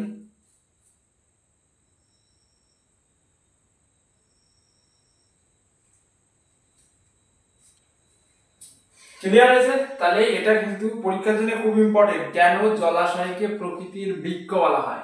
তাহলে কেন বলা হয়, যেরকমের বৃক্ষ মানুষের শরীরের যেসব বর্জ্য পদার্থগুলো রয়েছে সেই বর্জ্য পদার্থগুলোকে চাকুনির মতো কি করে বের করে দেয় বাইরে, আর আমাদের রক্তকে পরিশুদ্ধ করে, ঠিক সেরকমই জলাশয়ও কি করে, জলাশয়ও আমাদের যেসব জলের মধ্যে সব দূষিত পদার্থগুলো রয়েছে সেই দূষিত পদার্থকে কি করে দিতে পারে, আলাদা করতে, জলের থেকে আলাদা করতে সাহায্য করে, ঠিক আছে। যার কারণে কি বলা হয়, যার কারণে একে প্রকৃতির বৃক্ষ বলা হয়, জলাশয়কে প্রকৃতির বৃক্ষ। খুব ইম্পর্টেন্ট, কেন জলাশয়কে প্রকৃতির বৃক্ষ বলা হয়, কাদেরকে বলা হয়, জলাশয়কে। তাহলে পারবি এখানটাতে? আমি আশা করছি তোরা সবাই বুঝতে পেরেছিস এবং পারবি। এরপরে কি রয়েছে, ক্রমবর্ধমান জনসংখ্যা। তাহলে আচ্ছা, এরপর আরো একটা জিনিস রয়েছে, সেটা হলো বিশ্ব উষ্ণায়ন। এই ক্রমবর্ধমান জনসংখ্যার ফলেও কিন্তু বিশ্ব উষ্ণায়ন হচ্ছে। উষ্ণায়ন কি করে বিশ্ব উষ্ণায়ন হচ্ছে, ক্রমবর্ধমান জনসংখ্যার ফলে গাড়ি, যানবাহন এইগুলোর পরিমাণ বেড়ে গেছে, তারপরে গাছপালা নিধন করছে কি করার জন্য, বসত বাড়ি বানানোর জন্য। তাহলে গাছপালা কি করতো, আমাদের যে বিশ্ব উষ্ণায়নের প্রধান যে কি হলো অনুঘটক বা কার্বন ডাইঅক্সাইড, সেই কার্বন ডাইঅক্সাইড গাছ শোষণ করতো, কিন্তু যেহেতু মানুষের কি করছে, গাছ কেটে বেড়াচ্ছে, তাহলে কার্বন ডাইঅক্সাইড শোষণ করতে পারছে না গাছ, তারপরে কার্বন ডাইঅক্সাইডের পরিমাণ বেড়ে যাচ্ছে। তাছাড়া মানুষ বিভিন্ন ধরনের যানবাহন ব্যবহার করছে, পেট্রোল ডিজেলের থেকে প্রচুর পরিমাণে বিভিন্ন ধরনের গ্যাস উৎপন্ন হচ্ছে, কার্বন ডাইঅক্সাইড উৎপন্ন হচ্ছে, কার্বন মনোঅক্সাইড উৎপন্ন হচ্ছে। বুঝতে পেরেছিস? যার ফলে কি হচ্ছে, যার ফলে এই বিশ্ব উষ্ণায়ন ঘটতে সাহায্য করছে, বিশ্ব উষ্ণায়ন হচ্ছে, ঠিক আছে। বিশ্ব উষ্ণায়ন পড়িয়ে দিয়েছে আগের দিন। তাহলে এইখানটাতে তোদের আশা করছি আর কোনো সমস্যা নেই। এটা হলো 7 নম্বর। তাহলে পরীক্ষায় যদি আসে ক্রমবর্ধমান জনসংখ্যার সমস্যা, কটা সমস্যা লেখো, তাহলে কি করতে হবে, এই সমস্যাগুলো এখানে যা বোঝালাম এইগুলোই লিখতে হবে, ঠিক আছে। তাহলে অ্যাটলিস্ট 5টা লিখবি, ঠিক আছে, তাড়াতাড়ি করে লিখতে হবে। লিখে প্রথমে কি করবি, এই পয়েন্ট করবি, পয়েন্ট করার পরে এখানে 1 থেকে 2 লাইন লিখবি, তারপরে 2 নম্বরটা, তারপরে 3 নম্বরটা, 4 নম্বরটা, 5 নম্বরটা করে 1 থেকে 2 লাইন করে লিখবি। তাহলে আশা করছি কারোর কোনো সমস্যা নেই, আর পুরো নাম্বার পেয়ে যাবি যদি এইটুকু লিখতে পারিস। আর না লিখতে পারলে কিন্তু নাম্বার দেবে না। আচ্ছা, প্রকৃতির বৃক্ষ কেন বলা হয়, এটা ইম্পর্টেন্ট, আবারও বলছি, ভালো করে দেখিস। আচ্ছা, এখানে মুছে দিচ্ছি তোদের।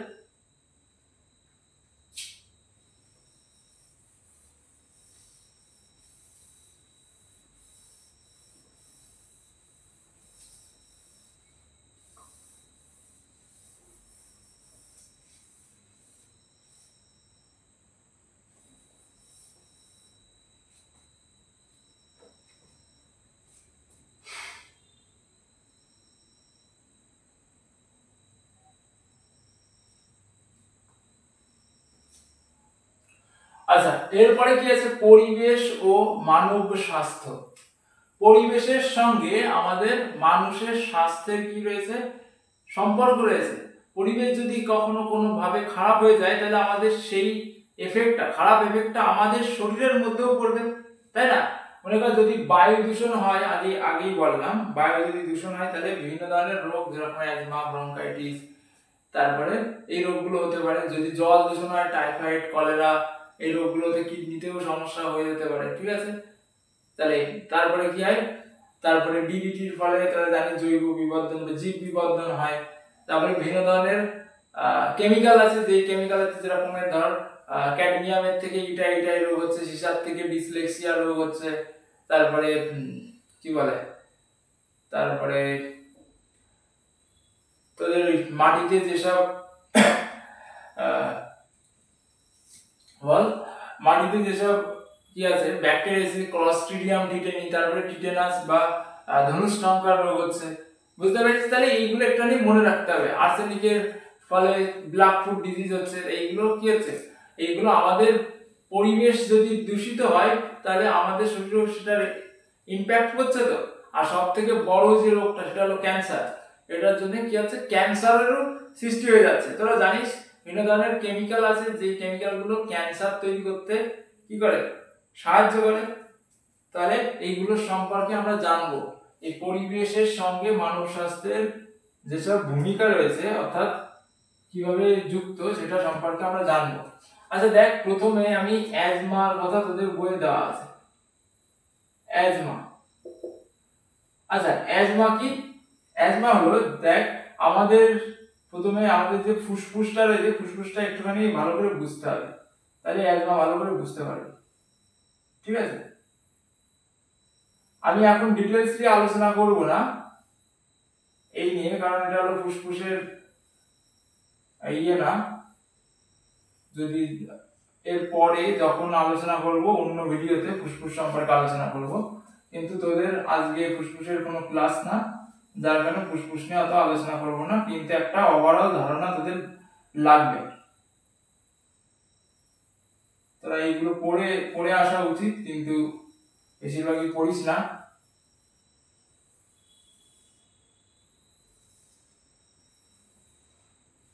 ঠিক আছে?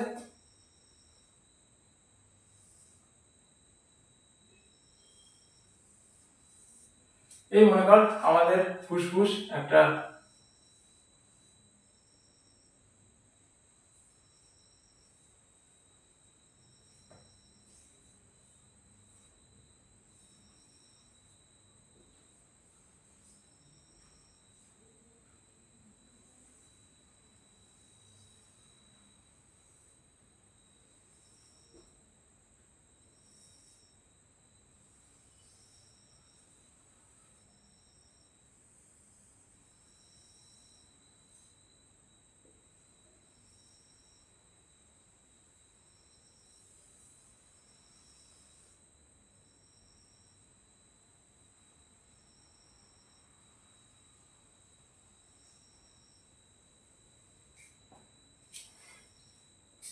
বুঝতে পারলি? তাহলে এটা মনে কর ফুসফুস।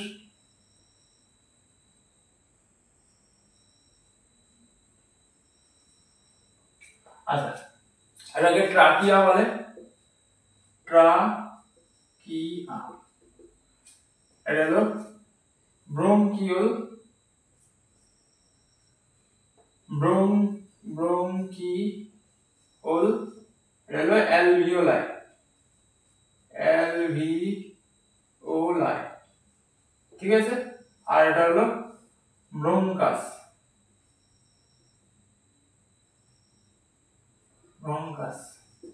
আরে এইটুকু একটুখানি জান। আর এই যে পাশে যে দুইখানা লেয়ার দিয়েছি, দুইখানা লেয়ার দেখতে পাচ্ছিস, এই লেয়ারটা হলো তরল দিয়ে পূর্ণ থাকে। এই যে লেয়ারটা, এই লেয়ারটা তরল দিয়ে পূর্ণ থাকে, এই লেয়ারটাকে বলা হয় প্লুরা। এইগুলো তোদের একটুখানি লাগবে, একটুখানি জানতে হবে, ঠিক আছে? এটা যদি একটুখানি জানতে পারিস তাহলে তোদের কি হয়ে যাবে, তাহলে তোরা একটা ওভারঅল ধারণা পেয়ে যাবে। তাহলে এই যে টিউবের মতো যে অংশগুলো দেখতে পাচ্ছিস তোরা, এই টিউবকে যদি আমি কি করি, এইভাবে তোদের সামনে দেখাই, এরকমের দেখতে পাবি, ঠিক আছে, টিউবের পাশ দিয়ে এরকম রিং এর মতো থাকে। আচ্ছা কেন থাকে এসব আমি এখন আলোচনা করব না, এখন জাস্ট একটুখানি দেখ। তাহলে কি হয়, আমরা যে নিঃশ্বাসটা নিই, নাক দিয়ে যে নিঃশ্বাসটা নিই, মনে কর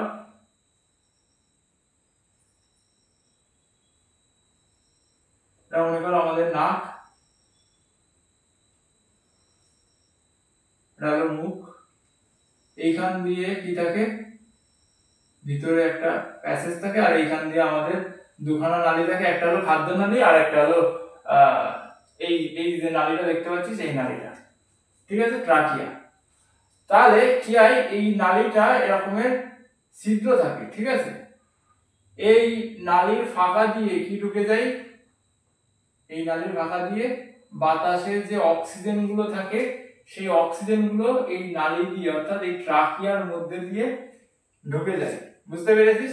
ঢুকে কি হয়, ঢুকে প্রথমে অ্যালভিওলাইতে আসে, অ্যালভিওলাইয়ের থেকে অ্যালভিওলাইয়ের পাশ দিয়ে কি আসে, অ্যালভিওলাইয়ের পাশ দিয়ে প্রচুর পরিমাণে কি থাকে, প্রচুর পরিমাণে আমাদের যে ভিন্ন যে ব্লাড ভেসেল থাকে, কি থাকে, ব্লাড ভেসেল, ব্লাড ভেসেল, যেইগুলো কি করে, এই ব্লাড ভেসেল গুলো রক্ত, এর মধ্যে প্রচুর পরিমাণে রক্ত থাকে, এই রক্তের মধ্যে দিয়ে কে যায়, এই অক্সিজেন এই রক্তের মধ্যে দিয়ে সারা শরীরে কোথায় ছিল, সারা শরীরে চলে যায়, এবং এই রক্তের থেকে কি যায়, কার্বন ডাই অক্সাইড এর মধ্যে আসে, এই কার্বন ডাই অক্সাইড কি হয়, কার্বন ডাই অক্সাইড এই নালী দিয়ে আবার তারপর আমাদের এই নাক দিয়ে কার্বন ডাই অক্সাইড বাইরে বেরিয়ে দেয়। বুঝতে পেরেছিস? তাহলে ওভারঅল ধারণা কি হয়, বাতাসে যে অক্সিজেন থাকে সেই অক্সিজেন এই নালী দিয়ে অর্থাৎ ট্রাকিয়ার মধ্যে দিয়ে কোথায় আসে, অ্যালভিওলাইতে আসে, অ্যালভিওলাইয়ের পাশ দিয়ে কি থাকে, রক্ত যে জালিকা থাকে সেই রক্ত জালিকার মধ্যে আদান প্রদান হয়, রক্ত জালিকার মধ্যে কি যায়, অক্সিজেন যায়, আর রক্ত জালিকা থেকে কার্বন ডাই অক্সাইড এই অ্যালভিওলার মধ্যে যায়, আর এই কার্বন ডাই অক্সাইড কি ট্রাকিয়া হয়ে, এই ট্রাকিয়া হয়ে নাক দিয়ে বাইরে বেরিয়ে যায়। এটা হলো আমাদের যে কি বলে, আমাদের শ্বাস প্রশ্বাস ক্রিয়া, এটা হলো ওভারঅল ধারণা। বুঝতে পেরেছিস? তাহলে এই যে নালী, এই নালী যদি কি হয়ে যায়, এরকমের বন্ধ হয়ে যায়, বুঝতে পেরেছিস, নালী কি হয়ে গেল, বন্ধ হয়ে গেল, তাহলে কি আমরা শ্বাস নিতে পারবো? শ্বাস নিতে পারবো না, আমাদের নালী, আমাদের কি হবে, শ্বাস নিতে কষ্ট হবে। বুঝতে পেরেছিস? তাহলে অ্যাজমা যাদের হয় তাদের কি হয়, তাদের এই নালীগুলো, এই যে নালীগুলো আমি আঁকলাম, যে ব্রঙ্কাই, ব্রঙ্কিও, ব্রঙ্কাই, ব্রঙ্কিওল, এটা হলো ব্রঙ্কিওল, এটা হলো ব্রঙ্কাই। বুঝতে পেরেছিস? এইগুলো কি হয়ে যায়, এই মিউকাস দিয়ে, এই যে রকমের কালো করে দিচ্ছি, এরকমের মিউকাস দিয়ে পূর্ণ হয়ে যায়, ঠিক আছে। তাহলে গ্যাসের আর আদান প্রদান হয় না, মিউকাস দিয়ে পূর্ণ হয়ে যায়, তাহলে আর কি হয় না, গ্যাসের আদান প্রদান হয় না। গ্যাসের আদান প্রদান না হলে কি হবে, নিঃশ্বাস নিতে কষ্ট হবে, এরকম হাঁপাতে থাকবে, এরকম হাঁপাতে থাকবে। আর এটা কিসের জন্য, আমাদের বাইরে অর্থাৎ আমাদের বাতাসে যে অ্যালার্জেন গুলো রয়েছে, বিভিন্ন ধরনের অ্যালার্জেন, অ্যালার্জেন কোনগুলো, যেগুলো অ্যালার্জি সৃষ্টি করে, এই অ্যালার্জেন গুলো কি করে, অথবা বায়ু যেরকম ধুলোবালি হতে পারে, অথবা পরাগরেণু হতে পারে, আমাদের শরীরের, আমাদের এই ফুসফুসের মধ্যে দিয়ে যখন নিঃশ্বাসের মধ্যে দিয়ে ভিতরে প্রবেশ করে, তখন শরীরের মধ্যে যায়, গিয়ে আমাদের মিউকাস ক্ষরণ করে শরীরের মধ্যে। বুঝতে পেরেছিস? এই যে নাক দিয়ে জলের মতো বের হয় মিউকাস, জেলির মতো যে জিনিসটা রয়েছে ওটা হলো মিউকাস। ওটা কি হয়, ওটা আমাদের এই আমাদের যে ব্রঙ্কিওল রয়েছে, তারপরে ব্রঙ্কাস রয়েছে, এগুলো কি করে দেয়, পূর্ণ করে দেয়, যার ফলে আমরা কি করতে পারি না, তারপরে আমরা শ্বাস নিতে পারি না, তারপরে প্রচন্ড শ্বাসকষ্ট হয়। কি হয়, শ্বাসকষ্ট। বুঝতে পেরেছিস? তারপরে কি হয়, রোগী মাথা নিচু করে হাঁপাতে থাকে, শুয়ে থাকতে পারে না। বুঝতে পারলি? মাথা নিচু করে হাঁপাতে থাকে, শুয়ে থাকতে পারে না,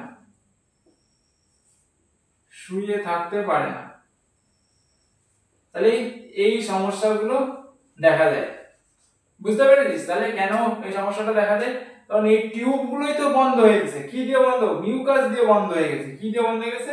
মিউকাস। আর রোগীর খুব কষ্ট হয়, যার কারণে রোগীর খুব কিন্তু শ্বাস নিতে কষ্ট হয়। তাহলে তাহলে এই যে সমস্যাগুলো কেন হয় বুঝতে পেরেছিস? তাহলে এখানটাতে আশা করছি কারোর অসুবিধা নেই। এইবার কি হয়, এবার আমরা যদি কি হয় ইনহেলার নিই, ইনহেলার জানিস তো কেমন দেখতে হয়? এই যে এরকমের দেখতে হয়, দেখেছিস একটা? এই ইনহেলার মুখের মধ্যে নিলে কি হয়, ইনহেলার এই মিউকাসের যে লেয়ার পড়ে গেছিল এই লেয়ার গুলো পরিষ্কার করে দিতে সাহায্য করে। বুঝতে পেরেছিস? এই যে নালীর যে পরিষ্কার করে দিতে সাহায্য করে, যার কারণে কি হয়, যার কারণে আমরা আবার আমাদের যে সমস্যাটা হচ্ছিল সেই সমস্যাটা থেকে আমরা মুক্তি পাই। বুঝতে পেরেছিস তাহলে এখানটাতে? তাছাড়া তাছাড়া এই যে নালিকা রয়েছে, এই নালিকাও কি হয় অনেকটা, যখন এই কি হয়, যখন অ্যাজমা হয় নালিকা মোটা হয়ে যায়, ঠিক আছে? ইনফ্লামেশন হয়। ইনফ্লামেশন মানে কি, মোটা হয়ে যাওয়া, ঠিক আছে? তাহলে এখানকার যে ছিদ্র, ওই ছিদ্রটাও কি হয়ে যায়, ছিদ্রটাও সরু হয়ে যায় খুব, ঠিক আছে? মিউকাস দিয়ে তো বন্ধ হয়, তাছাড়া কি হয়ে যায়, তাছাড়া মোটা হয়ে যায়। মোটা হয়ে যাওয়ার কারণে এই যে যার মধ্যে অক্সিজেন যেত, অক্সিজেন দেওয়ার যে ছিদ্র, সেই ছিদ্রটাও কি হয়ে যেত, সেই ছিদ্রটাও সরু হয়ে যায়, যেটাকে কি বলা হয়, ইনফ্লামেশন বলা হয়। এই নালিকার ইনফ্লামেশনের কারণেও কি হয়ে যায়, এটাও কিন্তু অ্যাজমার কারণ। তাহলে বুঝতে পেরেছিস তোরা সবাই? আশা করছি তোরা অ্যাজমাটা বুঝতে পেরেছিস, অ্যাজমার যে লক্ষণগুলো সেটাও বুঝতে পেরেছিস। তাহলে আমি এখানটাতে মুছে দিচ্ছি, ঠিক আছে? এরপরে কি আছে, ব্রঙ্কাইটিস রয়েছে। ব্রঙ্কাইটিস কি, ব্রঙ্কাইটিসও কিন্তু কি হয়, ব্রঙ্কাইটিস কিন্তু অনেকটাই অ্যাজমার মতোই।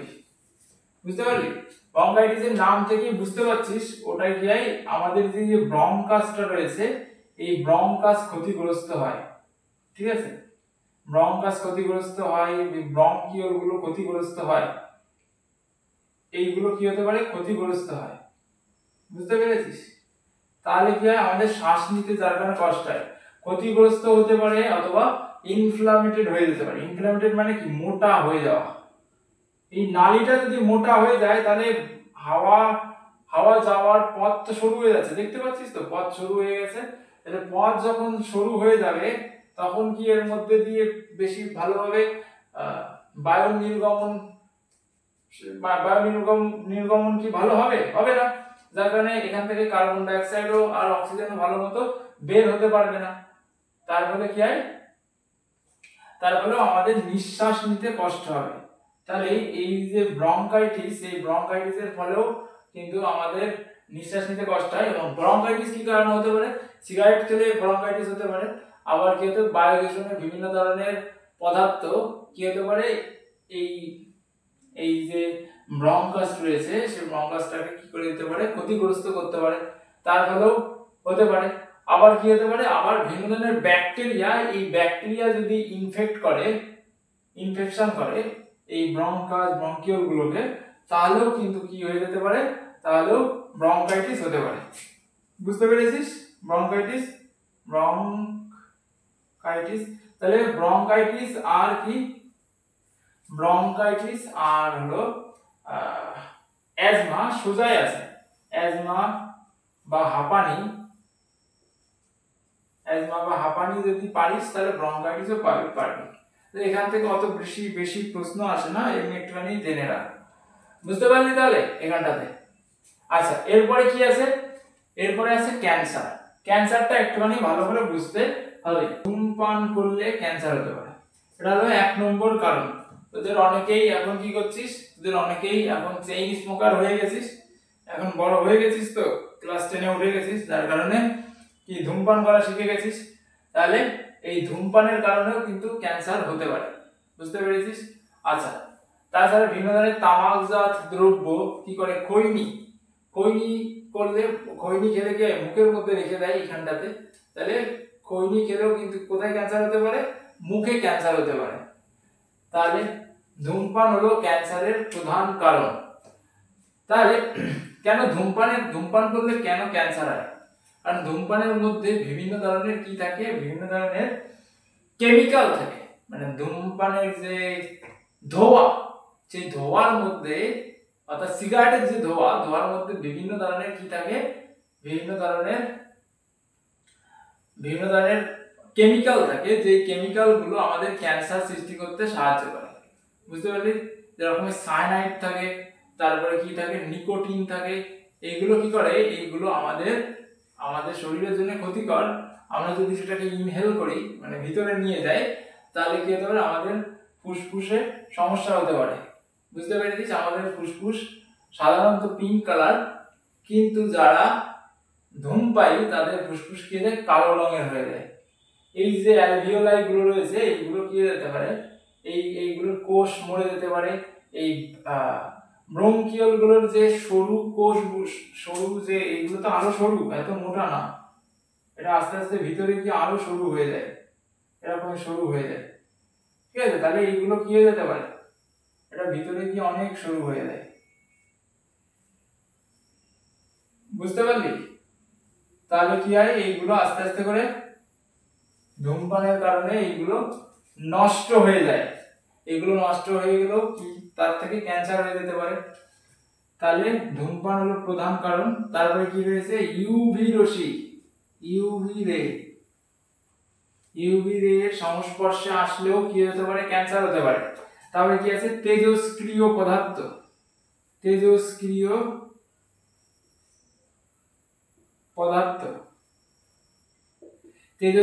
পদার্থের সংস্পর্শে আসলেও ক্যান্সার হতে পারে। তেজস্ক্রিয় পদার্থের থেকে জানি সেরকমের কি হয়, এক ধরনের তেজস্ক্রিয় রশ্মি, গামা রশ্মি করিত হয়। যেই রশ্মি যদি আমাদের শরীরকে ভেদ করে যায়, তাহলেও কি হতে পারে, আমাদের ক্যান্সার হয়ে যেতে পারে। বুঝতে পেরেছিস? আরো বিভিন্ন ধরনের কেমিক্যাল আছে, যে কেমিক্যালের প্রভাবে আমাদের ক্যান্সার হতে পারে। তাহলে এই যে পদার্থগুলো নিয়ে তোদের সঙ্গে আলোচনা করলাম, এই যে পদার্থগুলো ক্যান্সার তৈরি করে দিচ্ছে, তাদেরকে কি বলা হয়, সেই পদার্থগুলোকে কার্সিনোজেন বলা হয়। খুব ইম্পর্টেন্ট পরীক্ষার জন্য। কি বলা হয়? কার্সিনোজেন। তাহলে পরীক্ষায় আসতে পারে কার্সিনোজেন কাদের বলে, খুব important, very very important. Carcinogen বলতে কি বোঝায়? তাহলে যেই সব পদার্থ, কার্সিনোজেন কাদের বলা হয়, যেসব পদার্থ ক্যান্সার তৈরি করতে সাহায্য করে, তাদেরকেই কার্সিনোজেন বলা হয়। বুঝতে পেরেছিস? সেগুলো বিভিন্ন ধরনের রাসায়নিক পদার্থ হতে পারে, বিভিন্ন যেমন ইউভি রশ্মি হতে পারে, তেজস্ক্রিয় পদার্থ হতে পারে। তাহলে এগুলো কি করে, এইগুলোকে কি বলে, এগুলোকে কার্সিনোজেন বলা হয়। বুঝতে পেরেছিস? আচ্ছা, এইগুলো কি করে আমাদের শরীরে ক্যান্সার তৈরি করে? তোরা জানিস আমাদের কোষে কি থাকে, আমাদের কোষে কি থাকে, আমাদের কোষের মধ্যে নিউক্লিয়াস, আর নিউক্লিয়াসের মধ্যে ডিএনএ থাকে, তাই তো? এরকম ডিএনএ থাকে কোষের মধ্যে। এই ডিএনএটাই কি করে, ডিএনএটাই আমাদের দেহের সবকিছু নিয়ন্ত্রণ করে। একটা কোষ কবার বিভাজিত হবে সেটাও নিয়ন্ত্রণ করে। এইবার যদি যদি কি হয়, এরা এইসব কেমিক্যালের উপর সংস্পর্শে চলে আসে, তাহলে এই ডিএনএ এর মধ্যে যে জিনগুলো থাকে, সেই জিনগুলো কি হয়ে যায়, পরিবর্তন হয়ে যায়। পরিবর্তন হয়ে গেলে এই কোষগুলোর অনেক সময় কি হয়, কোষগুলো যে বিভাজন ক্ষমতা, সেই বিভাজন ক্ষমতা তোর মানে একটা লিমিট থাকে, সেই লিমিটটা কি হয়ে যায়, লিমিটটা অনেক সময় হারিয়ে ফেলে। বুঝতে পেরেছ? যখন লিমিট হারিয়ে ফেলে, তখন লিমিটলেস ভাবে কি উৎপন্ন হয়, এই কোষ বিভাজিত হতে থাকে। ঠিক আছে? কোষ যদি লিমিটলেস ভাবে বিভাজিত হতে থাকে, তাহলে সেইখানে কোষের এরকম গুচ্ছ তৈরি হয়ে যাবে, অর্থাৎ টিউমার তৈরি হয়ে যাবে। এখন টিউমার তৈরি হয়ে যাবে। কোষ যদি কন্ট্রোল হারিয়ে ফেলে নিজের বিভাজনের উপরে, তাহলে কি হবে, তাহলে টিউমার তৈরি হবে। তো এখানটাতে গোল মতো হয়ে যাবে, টিউমার তৈরি হয়ে যাবে। তাহলে টিউমার কেন তৈরি হচ্ছে? কারণ এই যেসব কার্সিনোজেন পদার্থ রয়েছে, এই কার্সিনোজেন পদার্থ কোষের যে নিউক্লিয়াস, অর্থাৎ কোষের যে জিন রয়েছে, সেই জিনের পরিবর্তন ঘটিয়ে দিচ্ছে। আর পরিবর্তন যখনই ঘটাচ্ছে, তখন কোষ কি করতে পারছে না, তখন কোষের যে বিভাজন ক্ষমতা, সেই বিভাজন ক্ষমতা নিজের নিয়ন্ত্রণে থাকছে না। তাহলে নিয়ন্ত্রণহীন টিউমার নিয়ন্ত্রণহীন কি হচ্ছে, নিয়ন্ত্রণহীন ভাবে কোষ বিভাজনের ফলে টিউমার গঠন হচ্ছে। তাহলে এই টিউমার যদি কোনো কারণে কি হয়ে যায়, ম্যালিগন্যান্ট হয়ে যায়, ম্যালিগন্যান্ট মানে কি ক্ষতিকর, তখনই সেইখান থেকে ক্যান্সার হতে পারে। টিউমার কি হলে ম্যালিগন্যান্ট হলে কি হতে পারে, ক্যান্সার হয়ে যেতে পারে। বুঝতে পেরেছিস তাহলে এখানটাতে? আর ক্যান্সার কি দেয়, ক্যান্সার একটা জায়গায় যদি হয়, মনে কর কারোর ক্যান্সার হলো কোথায়, মনে কর কারোর ক্যান্সার হলো হাতে, ঠিক আছে,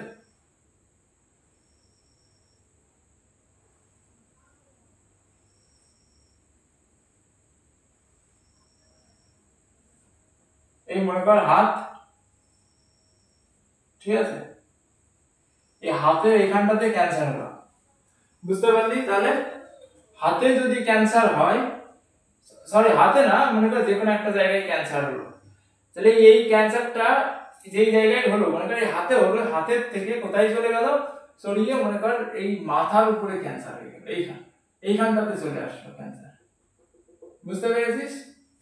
তাহলে কি হলো, এই হাতে হয়েছিল ক্যান্সার, এই হাতের থেকে কোথায় চলে গেল, মাথায় চলে গেল। শুধু মাথায় না, অন্য কোথাও চলে যেতে, এই হাতের থেকে ফুসফুসে চলে আসতে পারে, এই হাতের থেকে কিডনিতে চলে যেতে পারে, হাতের থেকে কোথায় অন্য আরেক জায়গায় চলে যেতে পারে। তাহলে এই ক্যান্সার কি হচ্ছে, ছড়িয়ে পড়ছে। ক্যান্সারের এই যে ছড়িয়ে পড়া, একটা জায়গায় হলো সেখান থেকে আরেক জায়গায় ছড়িয়ে পড়া, এই ছড়িয়ে পড়ার ঘটনাকে কি বলা হয়, মেটাস্ট্যাটিস বলা হয়। মেটাস্টেসিস বলা হয়, খুব ইম্পর্টেন্ট এটা।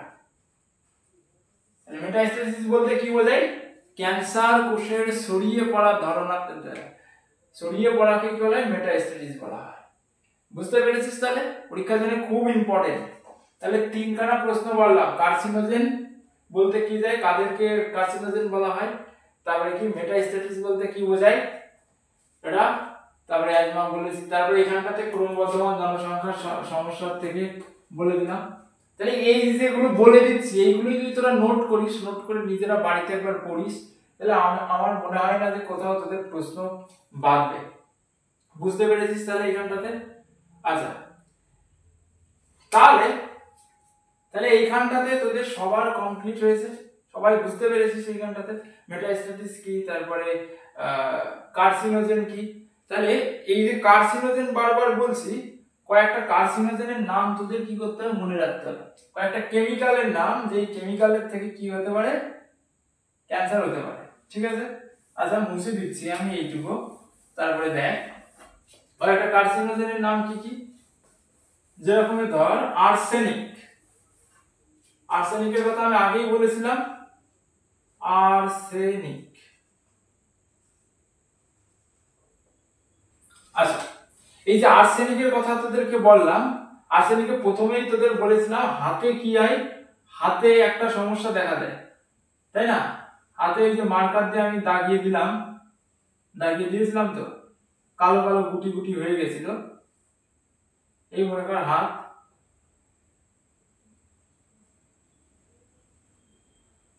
ঠিক আছে, এরকম কালো কালো গুটি গুটি হয়ে গেছিল না হাতে, এটা আগে এঁকে দেখালাম, এই কালো কালো গুটি গুটি হয়েছিল। তাহলে এটাকে কি বলা হয়, ব্ল্যাক ফুট ডিজিজ বলা হয়। ঠিক আছে, ব্ল্যাক ফুট কেন বলা হয়, পাতে হয়, আবার হাতের তালুতেও হয়, পায়ের তালুতেও হয়, যার কারণে ব্ল্যাক ফুট ডিজিজ বলা হয়। বুঝতে পেরেছিস? পায়ের তালুতে হয়, কালো রঙে, এটাই একটা সময় কি হয়ে যায়, ক্যান্সারে পরিণত হয়। তাহলে এটার থেকে কি হয়, ত্বকে ক্যান্সার হয়। এই আর্সেনিক থেকে কোথায় ক্যান্সার হয়, ত্বকে ক্যান্সার হয়। তারপরে কোথায় হতে পারে, ফুসফুসেও হতে পারে, ফুসফুসেও হতে পারে ক্যান্সার।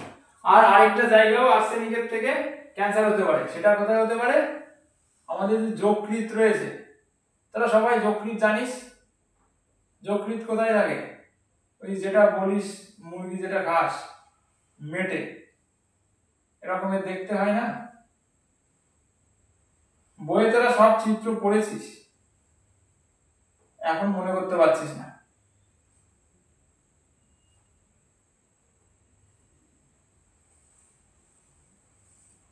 এটা হলো যকৃৎ, এটা হলো আমাদের অগ্নাশয়।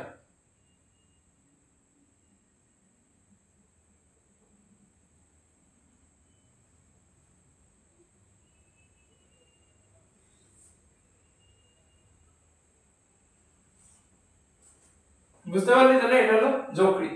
তাহলে এই আর্সেনিক থেকে কোথায়? ত্বকে, ফুসফুসে, তারপরে আর কোথায়? যকৃতে। যকৃতে এই তিনটে জায়গায় ক্যান্সার হতে পারে। বুঝতে পারলি? তাহলে ত্বকে, ফুসফুসে আর কোথায়? ত্বকে, ফুসফুসে আর যকৃতে। তাহলে এই আর্সেনিক কি একটা কার্সিনোজেন পদার্থ। ক্লিয়ার আছে? তারপরে কি রয়েছে? বেনজিন। বেনজিন, এই বেনজিনের থেকেও কোথায় ক্যান্সার হয়? আমাদের পরিপাক তন্ত্রে ক্যান্সার হয়। পরিপাক তন্ত্র কোনটা? যেটা আমাদের মুখ থেকে একদম কোন অবধি? অ্যানাস অবধি যে কি রয়েছে? যে নলাকার পদার্থ, নলাকার অংশ রয়েছে। তোরা জানিস এরকমের একটা চিত্র তোরা দেখেছিস, মনে কর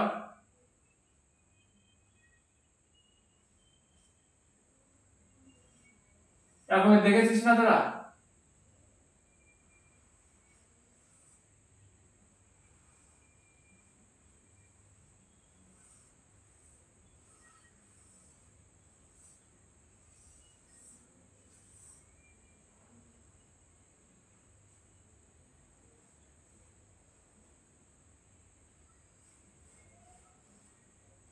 এরকমের চিত্র দেখেছিস না?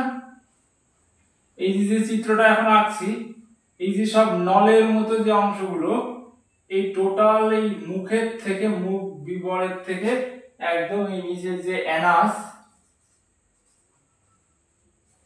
এই অ্যানাস পর্যন্ত যে এই যে নল, এই মুখ থেকে, এখানেও এই মুখ থেকে একদম পাকস্থলী, এটা হলো পাকস্থলী, পাকস্থলী এটা হলো ক্ষুদ্রান্ত, বৃহদান্ত্র, একদম হয়ে এই অ্যানাস পর্যন্ত যে অঞ্চলটা, এই অঞ্চলটা কি? এটা হলো আমাদের পরিপাক তন্ত্র। এই টোটাল যেটা রয়েছে, এই টোটালটা হলো পরিপাক তন্ত্র। পরিপাক তন্ত্র। এই বেনজিন থেকে এই পরিপাক তন্ত্রের যে কোনো জায়গায় কি হতে পারে? ক্যান্সার হতে পারে। বুঝতে পেরেছিস? এটা তাহলে কিন্তু পরীক্ষার জন্য ইম্পর্টেন্ট, খুব ইম্পর্টেন্ট। তাহলে বেনজিন থেকে পরিপাক তন্ত্রে কিন্তু ক্যান্সার হতে পারে। এরপরে কি আছে? অ্যাসবেস্টস।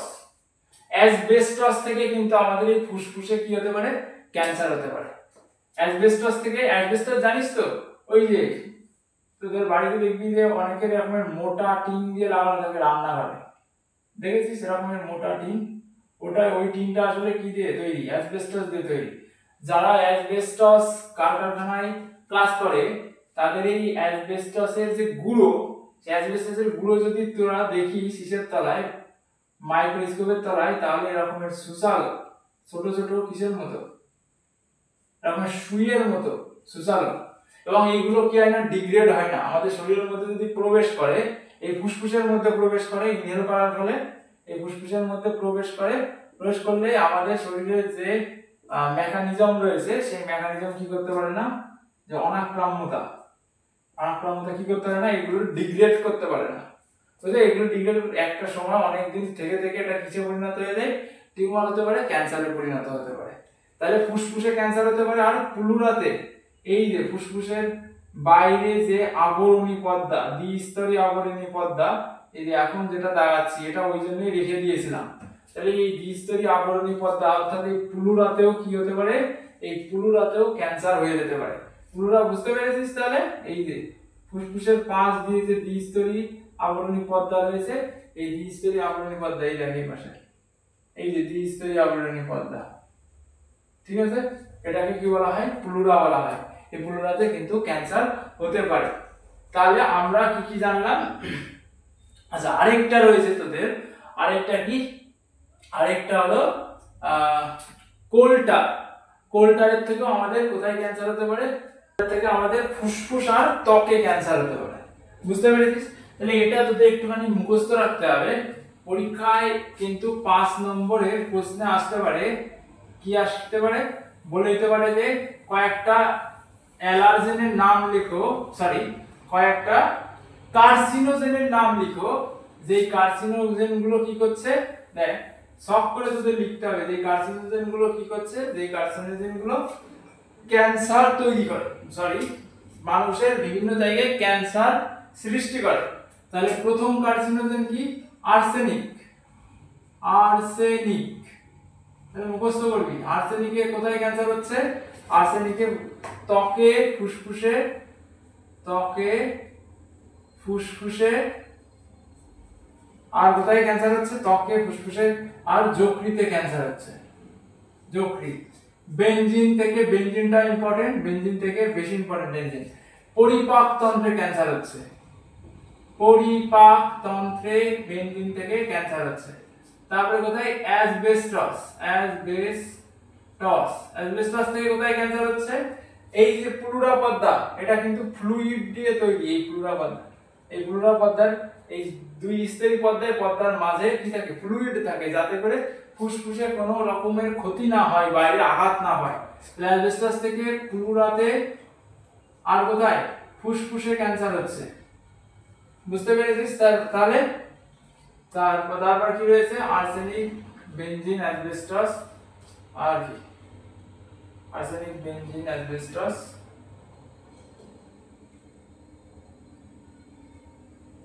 হ্যাঁ কোলটা, কোলটার থেকে ত্বকে আর ফুসফুসে ক্যান্সার হচ্ছে। বুঝতে পারলি? আর আরেকটা রয়েছে ক্যাডমিয়াম। ক্যাডমিয়াম থেকেও কিন্তু ক্যান্সার হয়। ক্যাডমিয়াম থেকে প্রোস্টেটে ক্যান্সার হচ্ছে। বুঝতে পেরেছিস? তাহলে এই পর্যন্তই তোদের আজকে থাকছে। আমি ভেবেছিলাম খুব তাড়াতাড়ি এইটুকু শেষ হয়ে যাবে, কিন্তু হয়তো বেশি সময় লেগে গেছে। কিন্তু আমি পুরোটাই তোদের বুঝিয়ে শেষ করে দেওয়ার চেষ্টা করেছি। আশা করছি এর বাইরে তোদের কোনো প্রশ্ন আসবে না। তোরা যদি লেকচারটা 1 থেকে 2 বার পড়িস, পড়ে যদি বই একবার রিডিং দিস, তাহলে তোদের পুরো পরীক্ষার জন্য এটা পুরোপুরি প্রস্তুত হয়ে যাবে। আমি আশা করছি এর মধ্যে থেকে সবকিছু আসবে। আর তোরা ভালো করে তাহলে পড়ালেখা কর। আর